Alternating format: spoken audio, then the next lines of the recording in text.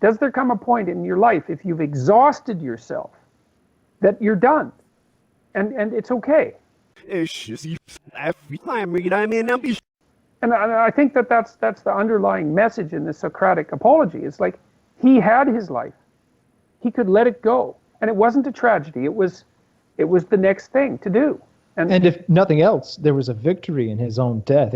That's what I see in that story, is that he's found the way to die the best death possible. Well, there's that too, yes. We all love this TV show called Game of Thrones, and one of the hallmarks of it is that's not awarded to the good characters. The hero's death is very rare. There's one instance of it where a character, they have to get a door down so they can invade the castle, and if they do, the good prevails, and the one character gives his life in totality to get the door down, to absorb as much enemy fire as he can, and then he dies, and with that death, his side wins. I feel like that heroic death thing is also built into our subconscious some kind. As a man, like, that's the sort of end that you want. I feel like we all do down at our core. Like if we could picture ourselves old and in that bed, but then the intruder comes in the house, and we have to rise up one more time and to save our family, save what we love with those last moments. That's ingrained in us to want that. And you see it repeated in story after story, that exact thing where the character that you thought was too old gives his life, the last bit of it, to do one more great thing, and in doing so gives so much meaning and purpose to all of his days past. It also seems almost like a legacy preservation thing on some level with Socrates there, where if he is thinking I've built up for myself an incredible legacy, one of the most influential, thinkers of all time. If I do get Alzheimer's or whatever they called it back, that just dementia in the next 10 years, and I start rambling like a maniac about things, that's going to undercut everything I've said. Nothing I had said in the past will hold any credence, because they'll go, hey, remember that Apologia book? Yeah, but that was certainly part of his thinking. And, I've noticed a shift in my own thinking, I would say when I was 40, I was pretty enthralled about the possibility of extending my life as long as possible. And felt that I wouldn't run out of things that I wanted to do, And it's not like that echoes of that still don't exist. Like, I'm trying to remain as healthy and together as possible, as long as I can. But increasingly, I can see that there could come a time when I was done. And that's very interesting to see. And it's because I do kind of wonder if you can live out your life exhausted, And so then maybe it isn't a tragedy under those circumstances. From the outside, it looks like you've had a heck of a 55. You're on Joe Rogan's podcast, and you're being heard at a level that you probably haven't ever been heard before, right? It's always been local, now it's global. And while I agree with what you're saying in concept, it seems like it's not a fit for you, right? Like you peaked at 55. Well, I don't want to kick the bucket tomorrow. Right. I could envision another 40 years, but I'm not so sure now that I could envision another 60 years. And I'm not saying this canonically, because I'm interested in rejuvenation technology, and I've learned a lot about it, and you can shave years off your life quite effectively in a variety of different ways, and I'm experimenting with all of that, but I can still envision a time when you've had my life, which is, so who knows if maybe a life lived well is not a tragedy. It is possible. And maybe that's a good thing to find out. You say, I'm going to live this life so thoroughly that I have no regrets. That's another thing you learn from the psychological literature, when people recount what they regret, it's opportunities untaken. It's not mistakes they've made, not usually. I mean, there are exceptions, obviously, but generally the mistakes are the errors of omission. Oh, I could have done that, but I didn't. And that's sort of akin to spending the weekend watching Netflix and covering yourself with Cheetos dust, So it reminds me of that old saying, like, youth is wasted on the young, where you look back probably as, I'm only 26, so I'm obviously still stuck in I'm still pissing it away probably. But 30 years from now, like I've talked to my dad, older friends and whatnot, and they're like, yeah, exactly that. Just if you have a thought in your head of should I try this or should I not, as long as it's not meth or something, then yeah give it a go.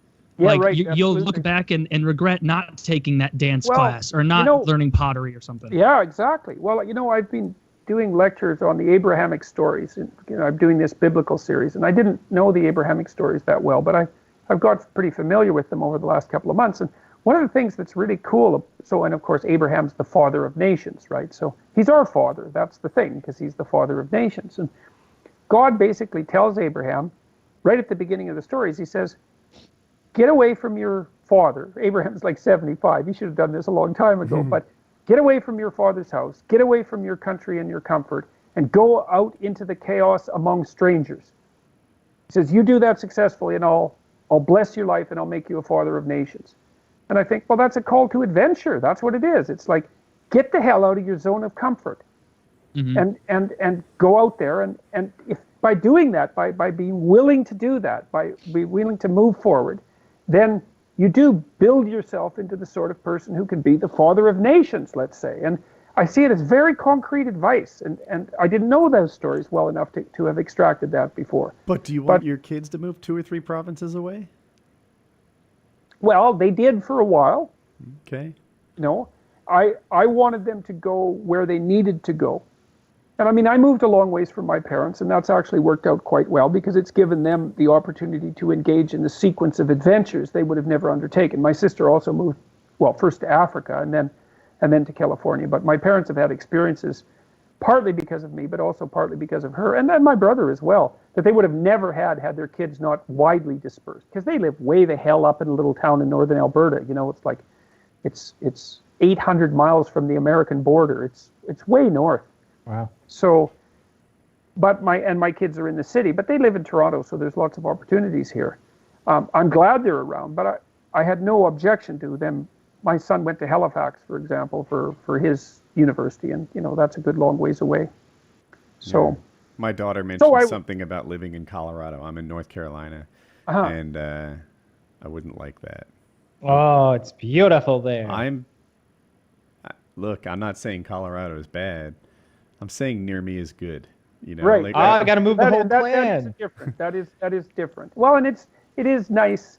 When we had our kids, we were a long way from our family, and it's nice to have some family around when you have kids. So, however, it worked out. So I was mentioning, we made this program. I first of all used it in my classes to help people write an autobiography, because that would catch them up, but also to help them write a plan for the future. And so we had people. I had people answer questions about what they would like for their friendship and their intimate relationship and their physical and mental health and their career and their education, those sorts of practical questions. So the idea was, okay, you're going to treat yourself like you're someone that you care about. So you're going to try to act like your life is worth getting right. Even if you hate yourself, just forget about that for a minute. Pretend that you're on your side. You're going to do something good for yourself. Okay, so what would good look like to you? What do you want from your friends, your intimate relationship, and so on? Have a bit of a vision. And then I had students write for 15 minutes about what their life could look like 3 to 5 years down the road if they had what would make life worthwhile for them. And then I had them write a counter vision, which was, okay, here's the reverse, man. All your weaknesses and petty hatreds and resentments and bad habits get the upper hand, and you augur in, and life is hell 3 years down the road, and it's your fault. What does that look like? Write down that. Then you know what you want to avoid, and you know what you want to move towards. And then I had them write out a concrete plan for attaining the positive vision. And so students liked that quite a bit. And so then we turned it into a computer program, and we tested it on university students, and tested it on about 5,000 university students in Holland at a business school. And we increased the university retention rate by 30% and raised the academic performance by 25%. Yeah, and what's cool, here's what was so cool. So in Holland, the Dutch women in the business school were doing the best, and then the Dutch men, and then the non-Western ethnic minority women, and then the non-ethnic Western minority men. And there was a big gap between them and the Dutch women, like really, like 83% performance gap, something, really a big gap.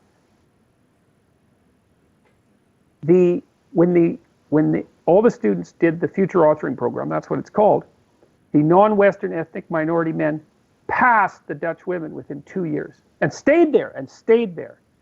And so this program worked. First of all, it worked as a psychological intervention for a sociological problem, right? The problem of integration. And second, it worked best for the people who were the least thoroughly oriented. And we replicated that in Canada. Anyways, I'm telling you that because there's been many people now using that program online, and it's one practical way of helping people develop that, that, what would you call it, that nobility of vision and intensity of responsibility that's part and parcel of having a life well lived. This is also why I'm so annoyed about what's happening in the humanities, because the humanities it's gone on this cultural critic route where everything about what everyone is doing is bad and corrupt and oppressive. And the real notion of the humanities, and that would be partly this Socratic ideal, is, look, man, get yourself together, put yourself together in body and mind, educate yourself, learn to speak, learn to think, learn to communicate, familiarize yourself with the great works of civilization, and get the hell out there and act nobly in the world. It's like, when did we lose that idea?